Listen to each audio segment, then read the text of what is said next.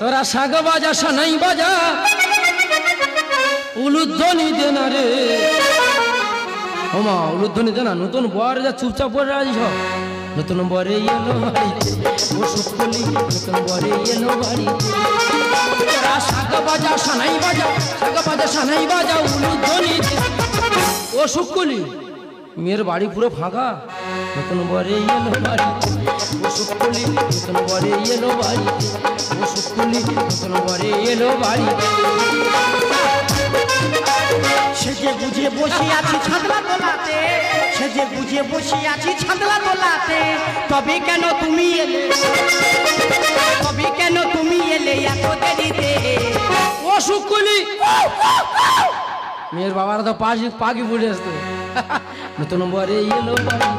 ও সুকুলি নতুন বরে এলো বাড়ি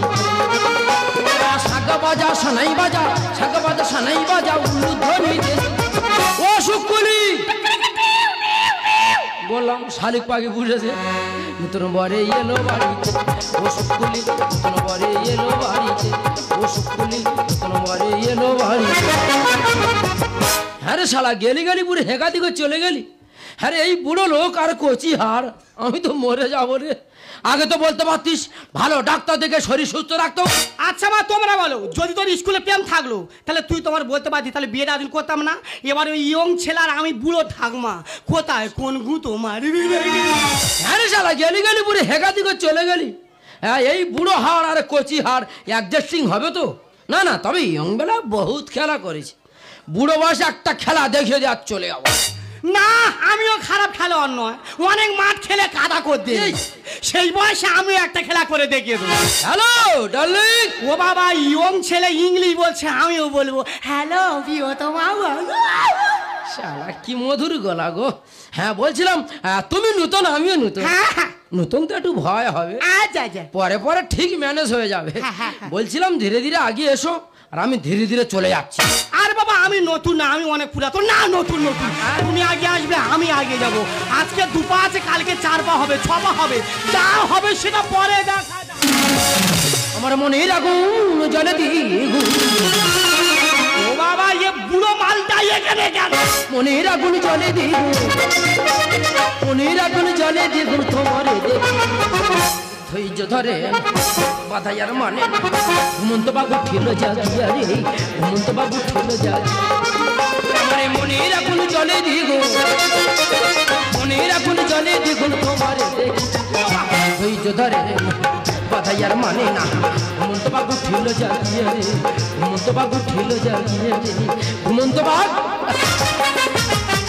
কি বাবা তুমি কি বাবা তুমি ও সর্বনাশ আমি ভেবেছি তোমার নাতি আমি ভেবেছি তোমার নাতনি আচ্ছা ডেংরা লোক বাবা ভয়েতে আমার জীবন উড়ে গেছিল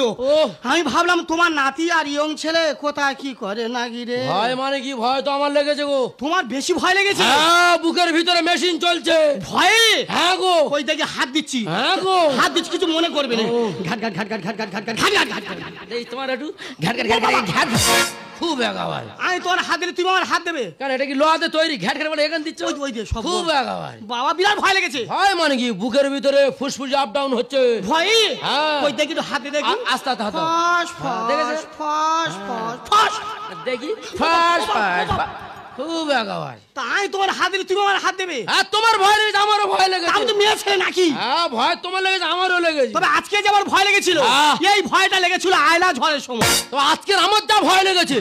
এই ভয় লেগেছিল আমফান ঝড়ের সময় হাম বলে গল্প দেবে না এখানকার লোকের থেকে তোমার বেশি ক্ষতি হয়েছে এখানে কি ক্ষতি হয় ওই দিয়ে ক্ষতি তো আমাদের হয়েছে কি হয়েছে হ্যাঁ আমাদের বিরাট ক্ষতি আরে বাবা কি হয়েছে আরে আমাদের বিশাল বড় ক্ষতি বাবা রে শুনি না আমাদের ঢালাই রাস্তা গুটি এক জায়গা হয়ে গেছে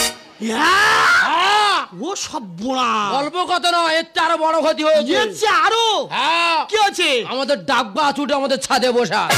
ঝড়ে ডাব গাছ ছাদে উঠে গেছে এই ডাব এখনো পেড়ে খাচ্ছি আমি গেলাম আর জল দেবে কেন দেবো কেন দেবো